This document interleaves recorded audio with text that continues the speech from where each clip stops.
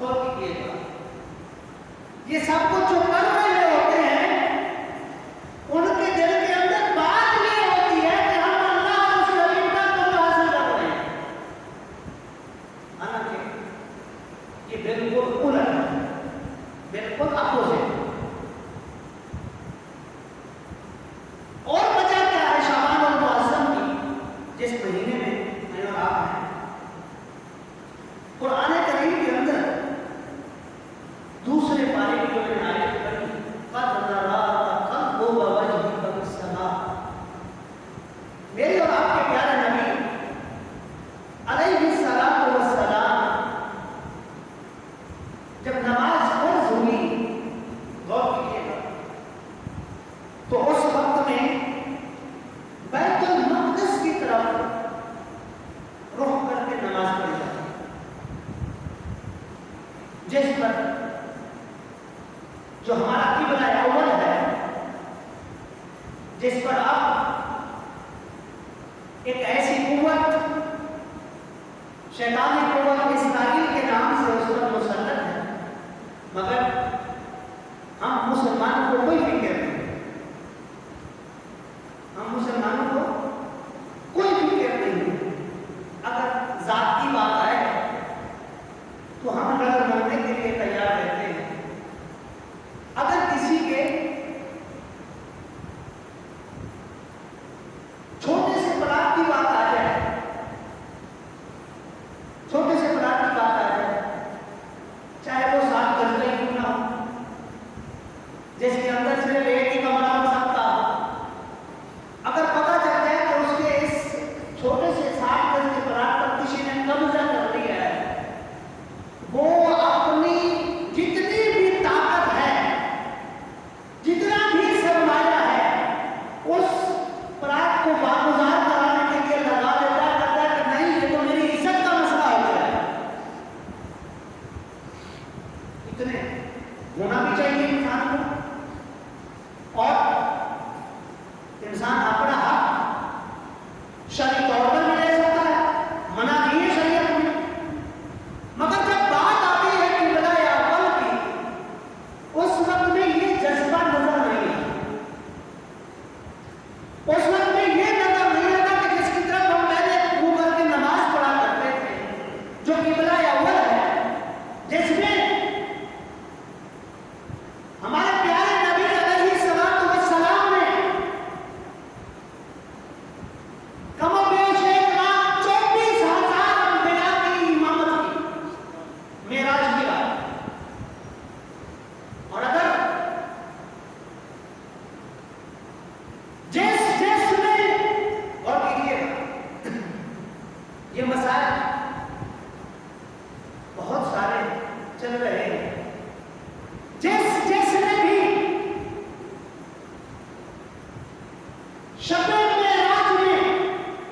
اور کیجیے گا یہ جو الفاظ کہہ رہا ہوں، جس کسی نے بھی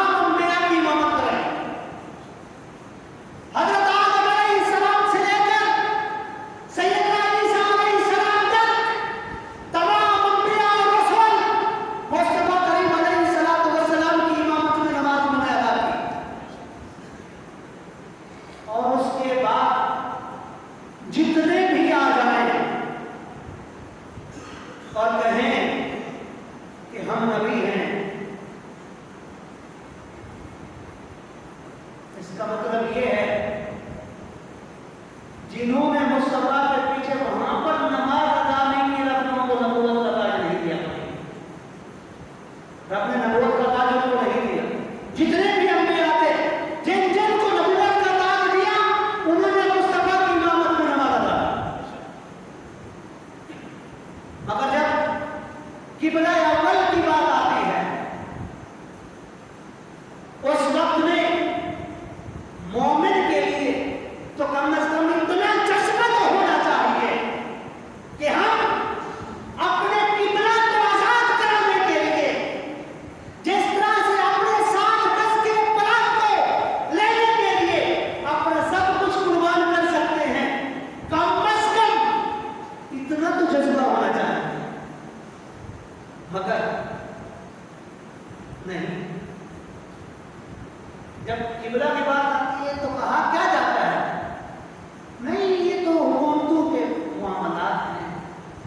حکومت قبول کرتی ہے کر لے، نہیں کرتی نہ کرے، ہمیں اس سے کوئی فرق نہیں پڑتا۔ العیاذ باللہ، العیاذ باللہ، العیاذ باللہ۔ یہ وہ پہلا قبلہ جس کی طرف میرے اور آپ کے پیارے حبیب علیہ السلام نے رخ کر کے نماز پڑھی، مگر آپ علیہ السلام اسی نماز میں آسمان کی طرف اپنی نظر اٹھاتے ہیں، پھر نیچے کر دیتے ہیں، پھر اٹھاتے ہیں، پھر نیچے کر دیتے ہیں۔ قرآن کریم نے اس پورے قصے کو کیا دوہرا دیا، اس پوری سچویشن کو فرمایا قد نرى تقلب وجهك شطر المسجد الحرام۔ محبوب کہ ہم نے قد نرى تقلب وجهك، کہ محبوب ہم دیکھ رہے ہیں کہ آپ کا چہرہ مبارک آسمان کی طرف اٹھ رہا ہے، ان ساری چیزوں کو محبوب ہم دیکھ رہے ہیں۔ فرمایا قد نرى تقلب وجهك في السماء، آپ کا آسمان کی طرف چہرے کو اٹھانا اور پھر نیچے کر دینا، پھر اٹھانا، پھر نیچے کر دینا، محبوب ہم اس کو دیکھ رہے ہیں۔ فرمایا فَلَنُوَلِّيَنَّكَ قِبْلَةً تَرْضَاهَا، محبوب کس لیے؟ میرے اور آپ کے پیارے نبی نماز کی حالت میں آسمان کی طرف رخ کس لیے کر رہے تھے؟ دل میں خواہش تھی کہ مالک کرم فرما دے، جو میرے دادا ابراہیم نے بیت اللہ تعمیر کیا ہے، اسی کعبہ کو، اسی بیت اللہ کو ہمارے لیے قبلہ بنا دے۔ یہ خواہش تھی، زبان سے کہا نہیں ہے کہ مالک اس کو بنا دے، صرف خواہش ہے۔ اللہ تعالیٰ فرماتے ہیں فَلَنُوَلِّيَنَّكَ قِبْلَةً تَرْضَاهَا، فرمایا محبوب ہم آپ کو جہاں آپ کی رضا ہے، غور کیجیے گا، جس کی طرف آپ راضی ہو جائیں گے، جس کو آپ کہیں گے قبلہ بنا دو ہم قبلہ بنا دیں، جس طرف آپ رخ کر دیں۔ اور یہ تحویل قبلہ آپ علیہ السلام نماز ادا فرما رہے ہیں، قرآن کی یہ جو آیت نازل ہوئی نماز کے دوران میں نازل ہوئی، آپ یہ آدھی نماز پڑھی مسجد قبلہ کے اندر، وہاں پہ نماز ادا فرما رہے ہیں، امامت فرما رہے ہیں، جب وہاں پہ آدھی نماز پڑھ لی، 4 رکعت پڑھ لی، 4 میں سے 2 پڑھ لی، 2 رہ گئی، 2 پڑھ لی، حکم ہو گیا محبوب اپنے چہرے انور کو ادھر پھیر دیجیے جہاں آپ کی رضا ہے۔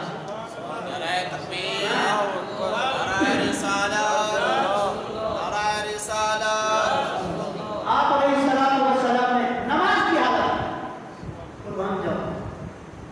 نماز کی حالت میں آپ علیہ السلام نے